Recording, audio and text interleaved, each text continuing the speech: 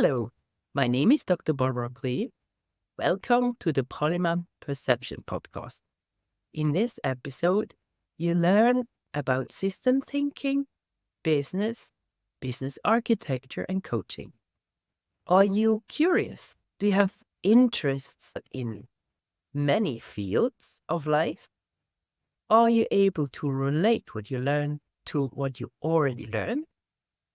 Are you creative, innovative, curious, and explorative? And you always find what's not working, and you find the patterns, and you find what's working. If all of that or part of it is true for you, I'm quite sure you're a polymath. If you don't listen, you may never understand what the word system thinking actually means. You may not experience how it is to be a polymath. You may not experience what is important for a polymath to be coached. Listen till the end of the module, because then you're getting to know the favorite principle of system thinking of Adam Walls and his practical explanation of it. Stay tuned. It's such a joy meeting polymaths, playing music, writing books, painting pictures, creating, discovering the truth with open hands and presenting it bravely, like the jester to the king. In dark cellars of IT, polymaths relate and create, discover dimensions that have never been seen, innovate, invent, taking care of people's perspectives, because multiple perspectives is their thing. They're visionaries for a better world, relate what they found now to what they've experienced. They look for, they look near, they look everywhere, responsively related to the nature around and within. Once the curiosity of a polymath gets sparked, it's the beginning of a deep journey. When you're meeting a polymath, you're getting to know so many things. They have lived many lives within one lifetime, and they share their insights generously. It's so wonderful to be interviewing polymaths at the Polymath Perception Podcast. Hello, this is the Polymath Perception Podcast, and today I have the pleasure to introduce to you Adam Walls. Adam is recently writing a book about system thinking. Adam is a polymath who has worked in many fields. Can you please introduce yourself, Adam, and talk about where you have worked? I've had many professions. I started out as an explosives engineer, then I was a chef. I trained as a chef for about 5 years, and then I was a pipe fitter. And then I went to college and studied microcomputers, and then started with one of the big consultancies as a graduate. I did that for a while, and then I went to become a team leader of a software development house. Then I got a job with a telecoms giant as an internal consultant, studied my Six Sigma black belt, got that, and then my next role was as master black belt of a Six Sigma deployment. But I had to write the training course and design the deployment. Rolled it out across 10 countries, and then I took on a job as head of data quality for Reuters. I trained a bunch of people across the world. Then I was head of quality for a major medical device manufacturer. Then I became a contractor, and I've worked across the world in various guises, explaining things that nobody else understands, training some people, and now I work in research and development for a IT platform. So you've crossed many fields, and as I heard in business, you used Lean Six Sigma. Yes, I used to teach it, so I learned it, and then I was asked to write a Six Sigma course to deploy Six Sigma across an organization. So I kind of wrote a hybrid between Six Sigma and system thinking, and taught that because I never thought that Six Sigma was the right approach for service type processes. I've always thought system thinking was a better fit. System thinking, what's that? If you would explain it to a high school kid, what is it? Okay, system thinking is just a way of perceiving the world systemically. So a lot of people are taught to think in terms of problem solution. System thinking is much more about understanding how things work before trying to fix anything. It's just a different way of thinking about things. How? People are taught at school that you get a problem, you break it into pieces, and then you fix what they call the root cause. That works in some environments, but mainly when you deal with people, what you need to do is first of all understand the place and the environment and how the people interact. Then you're looking for places to intervene into that. So system thinking can be defined as finding a place to intervene in a complex, messy situation. And working with people is generally a complex, messy situation. So this is interesting. I think now listening to you, I work a little bit like that as a coach. And I think you had a transformational moment in your life. Can you talk about that one? I struggled most of my life to have my voice heard. I was a bit scary for people. I was quite low empathy and I didn't land very well, I would say. I spent some time with you and we discovered that my main emotion was a shame response to something that happened to me when I was a kid. Something very innocuous, but I'd perceived it as a shameful thing. And then I'd spent the rest of my life masking it, essentially. So you helped me with that, and then you helped me to develop my inner human, I would say, become much more human. And now I'm much more able to listen. I have empathy now, and things like being able to see faces and recognize people came as well. So yeah, it unblocked me. Based on that, I was able to write a book about the principles behind system thinking, which I don't think I would have been able to do without your help. So interesting. Thank you so much. So how did people perceive you from outside before we worked together? I was quite intimidating, I think. I was constantly trying to prove how good I was, and that made a lot of people very uncomfortable. Even if I did good things, people didn't really like it. So yeah, it was difficult to land and communicate with people. I didn't like groups of people, for example. I felt very uncomfortable amongst groups. Now I don't have that issue. Were you also talking more? Sure, all the time, very fast, constantly transmitting, which I find I'm not doing now. I was always driven to speak, but now I don't feel the need. Now I'm happy receiving and perceiving. I kind of like silence. I still like a good argument, but I'm not so driven to. If somebody says something I know is wrong, I don't have to tell them. Yep. Sometimes I do, but I don't have to. Did this have a professional impact for you? Yeah, I wouldn't have the job I have now. I had 8 interviews for this role, and I was interviewed by everybody from the founder to fellow team members. And I find that I have a significant impact now. When I say things, people listen and take them on board, and I attract people now to my conversations rather than reject. It's interesting that when you were just transmitting and not listening, people didn't listen to you as a response of that somehow. I mean, it did depend on what the situation was. At times it was useful. So if I was stood on stage talking to hundreds of people, that was not a problem. So I transmitted a lot of energy to the audience. But in one-to-one situations, I find it's maybe more compelling to have emotions and empathy. Yeah, that's true. So can you please talk about what systems thinking is and why business absolutely need to know about that and maybe up to now don't understand it? One of the challenges business have is that people go into business thinking that problems need solving.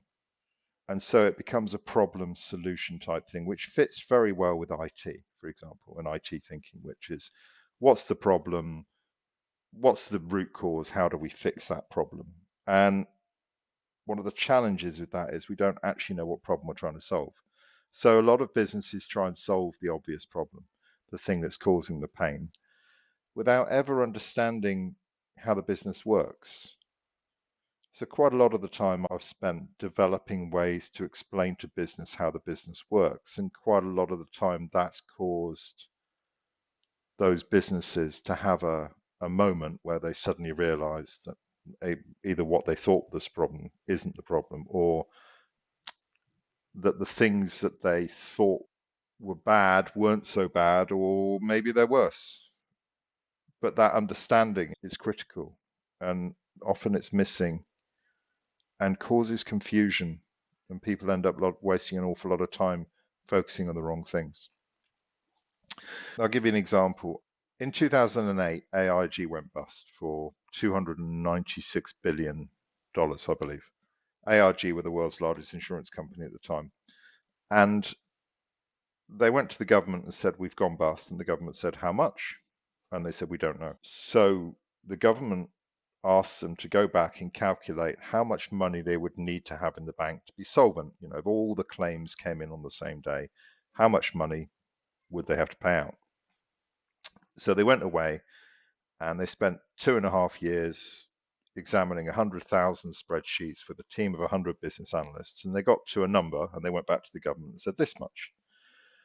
And the government said, that's great. We want that number refreshed every 3 months. And we're going to call it the solvency capital requirement, how much capital you need to have in the bank to be solvent.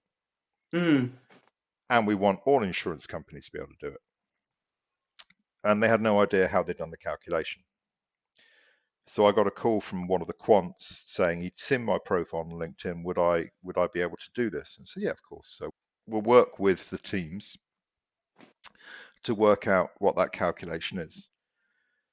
And the other challenge was some of the data that go into those calculations could only be calculated annually, and some of it could be calculated monthly, some 3-monthly.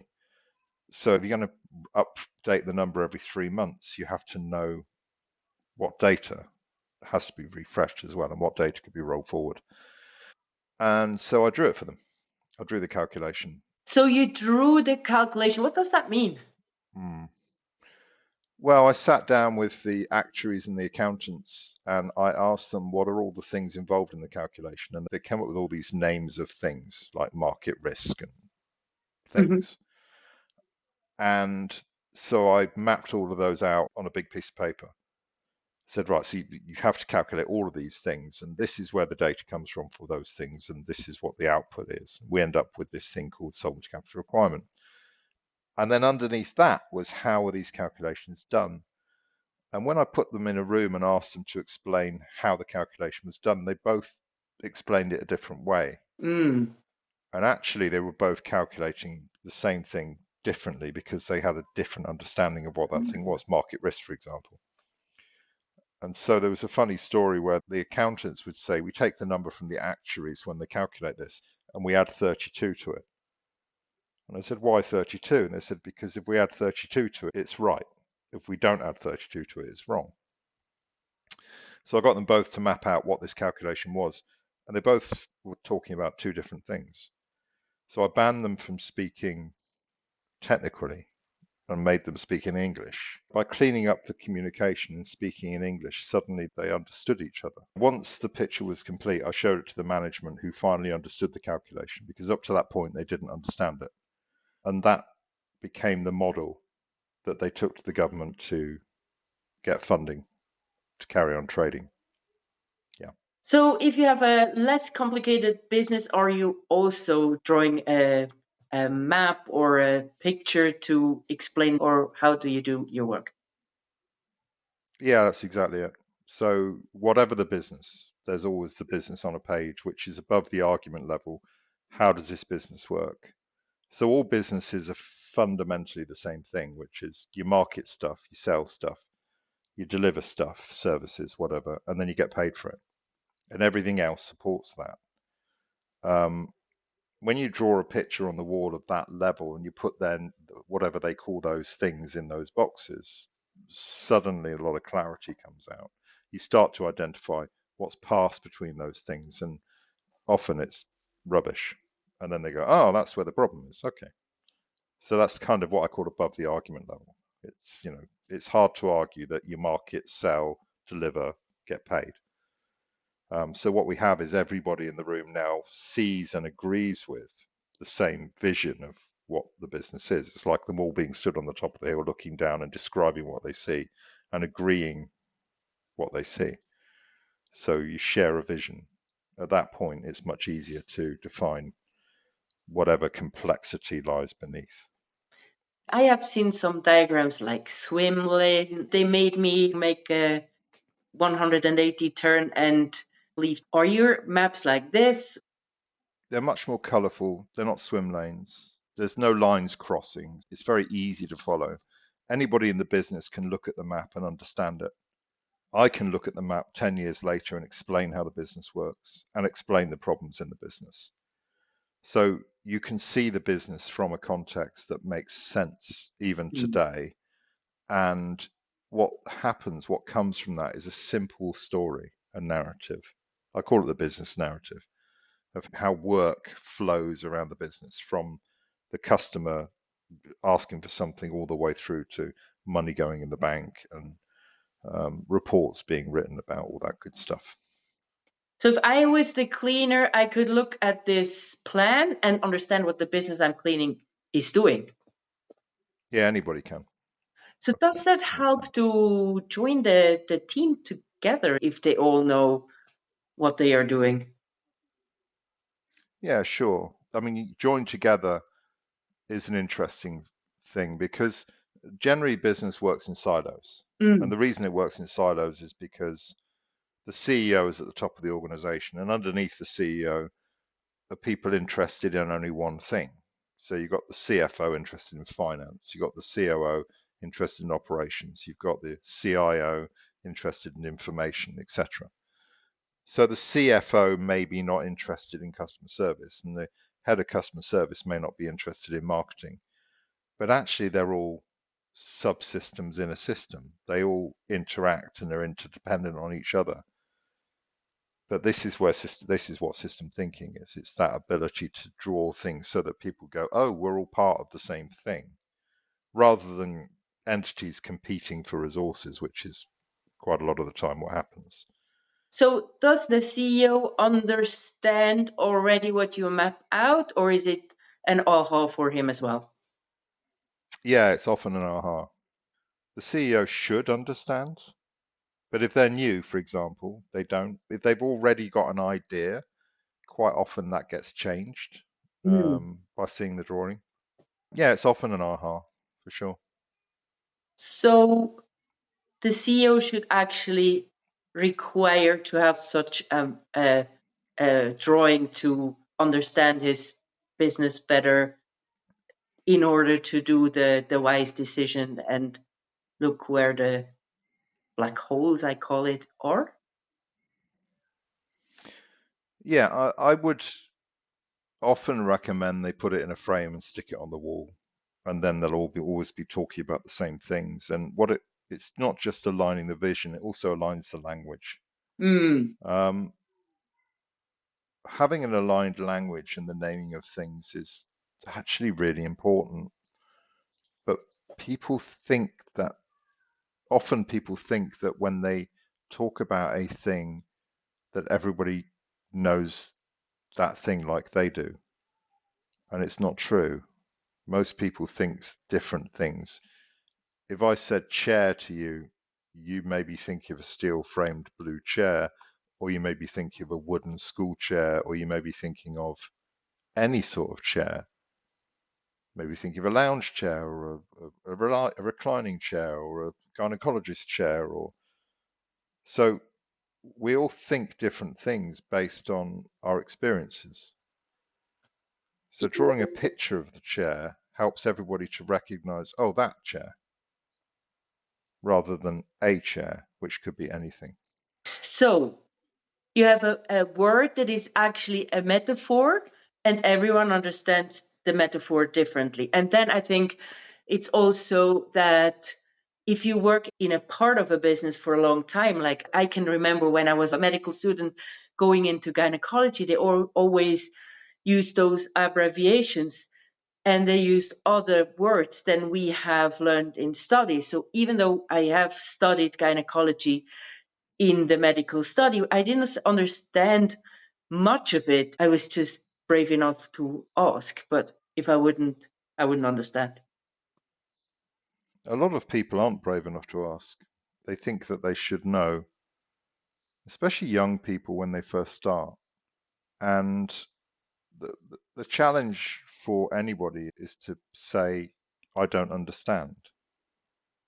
And I don't understand isn't just a valid thing to say, it's important. I don't understand or I don't know. When you're asked a question and the answer is, I don't know, that's what you should say, because I don't know opens the space for an explanation. Whereas, oh, yes, I know, shuts it down, and therefore these things carry on. I think all finance departments use completely different language to each other, for example. So if you're an accountant, a very experienced accountant, you'll go into a finance department and they'll start using acronyms and you won't know what they're talking about.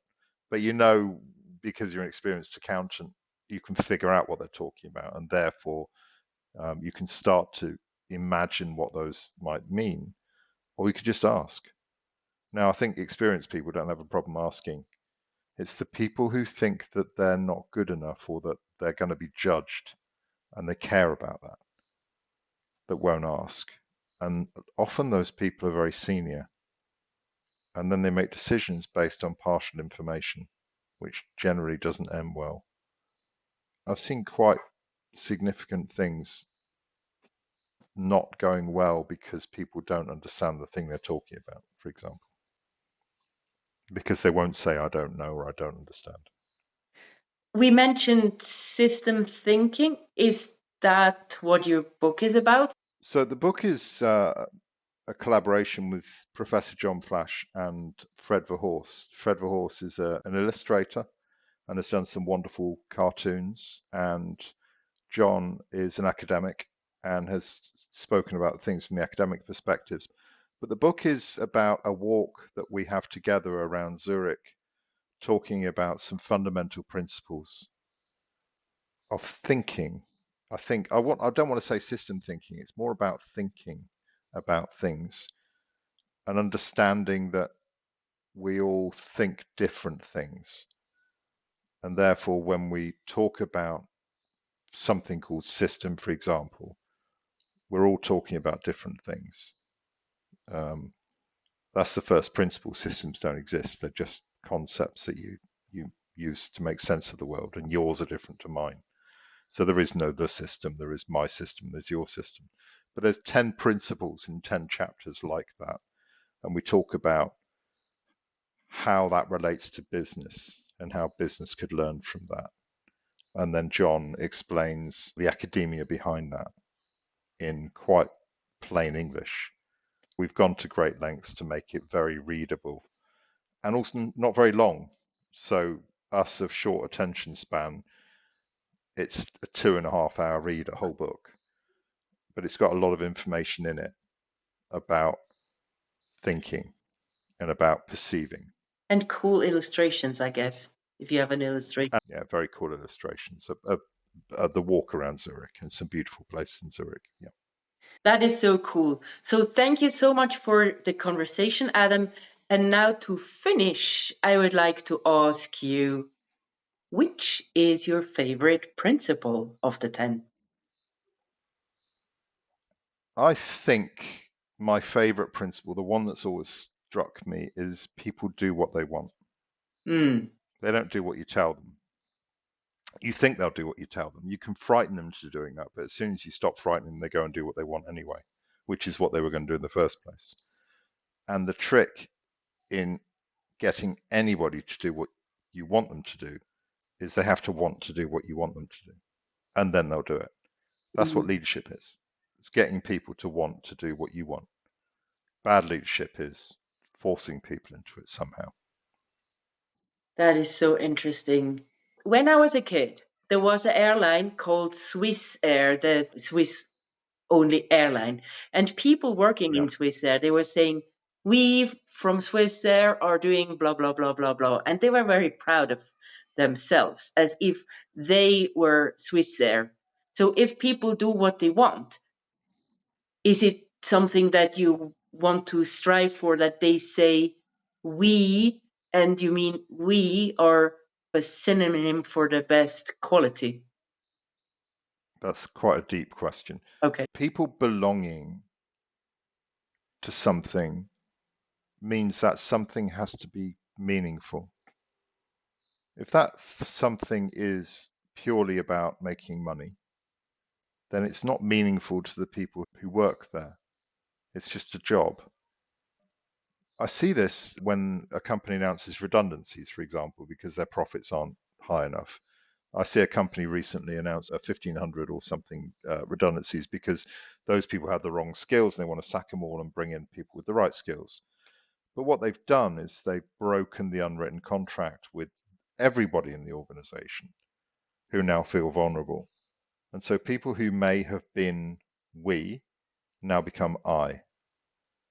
And once people become I, you've lost them. Now they're working for themselves. They're not working for the collective greater good of the organization. They're working for themselves. And once they're working for themselves, no loyalty, it's just a job. You won't get anything extra from them. All the emergent properties that happen when great teams come together don't work like that anymore. It's a bit like watching a team of individuals play football or watching a team who are part of the team playing football. The real team will always beat the individuals, no matter how good they are. And it's the same with business. If you have a business full of individuals working for themselves, don't expect great results. In this episode, you learned how Adam Walls helps businesses through system thinking. You learned how he helped a big insurance company to stay solvent through his method. You also learned how much he benefited from being coached. If you're a polymath, coaching can be tricky. You may soon have gotten to the end of your coach if you ever took coaching. And you cannot deal with somebody who follows a linear process, because that's not who you are.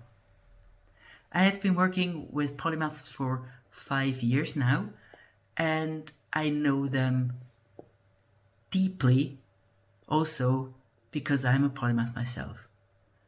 So if you're interested in coaching, you can go to the show notes and find my Calendly link. My Calendly is my automatic agenda, and you can click this link and book a slot of half an hour in my agenda, and we can talk about coaching. So please go to the show note, find the link to my Calendly, and click it so we see each other. Go to the show notes, find my Calendly link, and book a slot in my agenda so we can see each other soon. Thank you so much. To end the discussion, I want you to explain what you mean by people do what they want, please. People are purposeful. You can organize people, but if you, for example, if you put people on a desert island and they had to survive, they would survive by working together because they want to survive, and everybody recognizes in that situation, I think, that no one person can do everything. Somebody needs to build a shelter, somebody needs to cook, somebody needs to hunt, somebody needs to gather wood, all those things. And people fill those roles because that's what they want to do. finding what people want to do and encouraging them to do it is much more productive than telling people that they should be doing something different. This is the same with kids at school, which I always find a bit confusing. We think that kids at school should know all the things. I'm not sure that's true. I think you find things that kids really want to learn and you teach them those things first. Once they know those things, they will discover other things that they need to know those things. But they need to know that they need to have a passion for learning. And often that's kids are put off that by insisting that they learn stuff they have no care about. Because, in this we want rounded people. Actually, I think if you just gave kids the option to learn a variety of subjects and pick the ones they want to learn, then you could perhaps have all kids who are interested in learning. That's great. Thank you so much for this wonderful conversation, Adam. And I'm happy to meet again on another podcast. Ciao. Thank you so much for your time. Ciao. Thank you.